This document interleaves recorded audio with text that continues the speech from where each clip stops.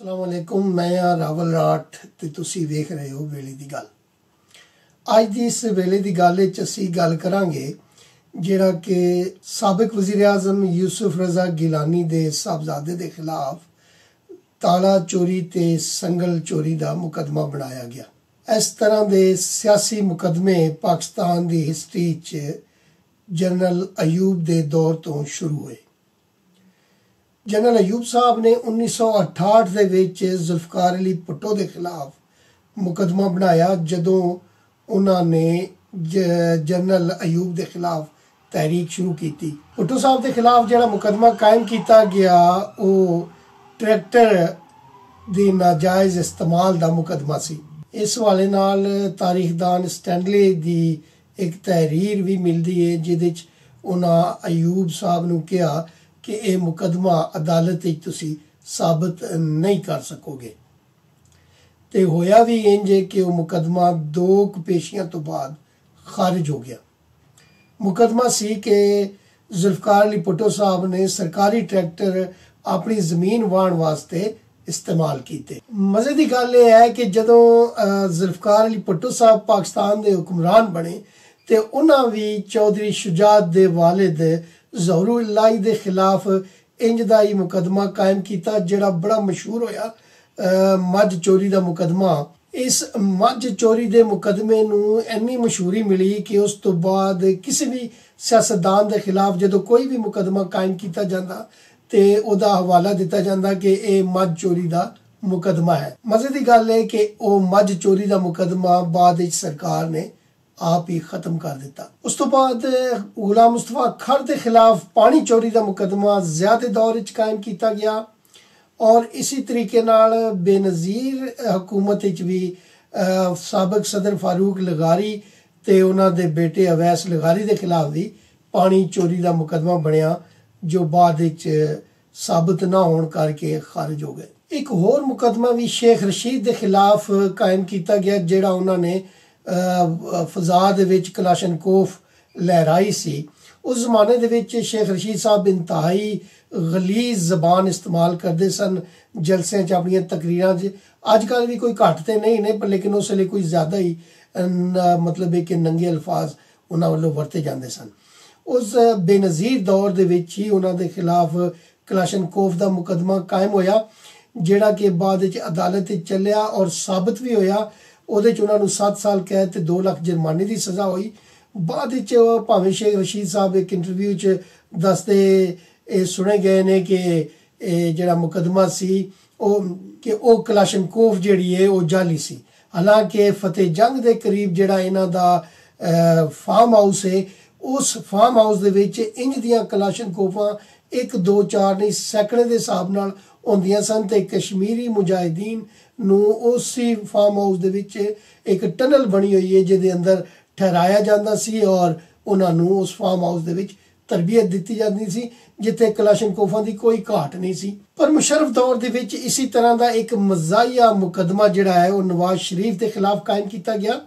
जदों मुशर्रफ साहब श्रीलंका तो वापस आ रहे सन तो नवाज शरीफ साहब प्राइम मिनिस्टर सन तो उन्होंने उन्हां दे जहाज़ नूं लैंड करने की इजाज़त नहीं सी दी तो उस वक्त जदों फौज ने इंटरवीन करके नवाज शरीफ की हुकूमत ख़त्म की तो फिर मुशर्रफ साहब ने मार्शल लॉ लाया तो उस वक्त जो उन्होंने नवाज शरीफ के खिलाफ मुकदमा कायम किया वो हवाई जहाज़ की हाई जैकिंग का मुकदमा सी जिहदे चों मैं आंदा कि फिर काफ़ी बाहरले मुल्क इंटरवीन कर गया और नवाज शरीफ साहब की बचत हो गई। नहीं तो मेरा ख्याल जाता कि उन्होंने सजाए मौत सुनाने का प्रबंध कर दिता गया सी। मज़ाहिया मुकदमा इस करके कि यह पहला दुनिया की तारीख का मुकदमा है जिहदे च जहाज़ अगवा करने वाला जमीन के उत्ते मौजूद है तो जहाज़ फजा च उड़ रहा है। लेकिन यह है कि बहरहाल ये फिर मुशर्रफ साहब ने आप ही मुकदमा जिहड़ा है वो उन्होंने दौर च ही गालबन अदालत ने जिहड़ा वो खत्म कर दिता सी। इंज इमरान साहब के दौरे हुकूमत दे विच 2 इस तरह के मज़ाहिया मुकदमे कायम हो चुके हैं। एक तो बड़ा मशहूर कालम निगार इरफान सदीकी साहब के खिलाफ किराया नामे वाला मुकदमा ਜਿਹੜਾ ਕਿ ਘਰ ਉਹਨਾਂ ਦਾ ਆਪਣਾ ਵੀ ਨਹੀਂ ਸੀ, ਮੈਂ ਕਹਿੰਦਾ ਉਹਨਾਂ ਦੇ ਜਵਾਈ ਦਾ ਸੀ, ਔਰ ਮੁਕੱਦਮਾ ਕਾਇਮ ਕੀਤਾ ਗਿਆ ਕਿ ਉਹਨਾਂ ਦਾ ਕਿਰਾਇਆਨਾਮਾ ਜਿਹੜਾ ਹੈ ਉਹ ਨਹੀਂ ਬਣਿਆ। ਔਰ ਮਜ਼ੇ ਦੀ ਗੱਲ ਹੈ ਕਿ ਉਸ ਮੁਕੱਦਮੇ ਦੇ ਵਿੱਚ ਇਰਫਾਨ ਸਦੀਕੀ ਸਾਹਿਬ ਨੂੰ ਹੱਥਕੜੀਆਂ ਲਾ ਕੇ ਪੇਸ਼ ਕੀਤਾ ਗਿਆ ਮੈਜਿਸਟ੍ਰੇਟ ਦੀ ਅਦਾਲਤ ਦੇ ਵਿੱਚ। ਸੋ ਇਹ ਤੇ ਹੈ ਆਪਣਾ ਇਮਰਾਨ ਸਾਹਿਬ ਦੇ ਅੰਦਰ ਜਿਹੜਾ ਇੱਕ ਉਹ ਆਮਰ ਕਿਸਮ ਦਾ ਔਰ ਇੰਤਹਾਈ ਸਮਝ ਲਓ ਕਿ ਫਾਸ਼ਿਸਟ ਕਿਸਮ ਦਾ ਇੱਕ ਬੰਦਾ ਲੁਕਿਆ ਹੋਇਆ ਹੈ। ਇਹ ਉਸ ਦੀ ਪਰਛਾਈ ਜਿਹੜੀ ਹੈ ਉਹ ਇਸ ਮੁਕੱਦਮੇ 'ਚ ਸਾਫ਼ ਵੇਖੀ ਜਾ ਰਹੀ ਹੈ।